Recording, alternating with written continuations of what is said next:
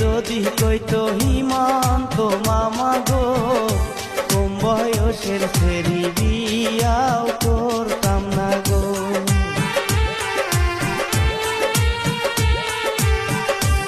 আগে যদি জানতাম আমি গো লেখাপড়া ছেড়া বিয়া বসতাম না গো।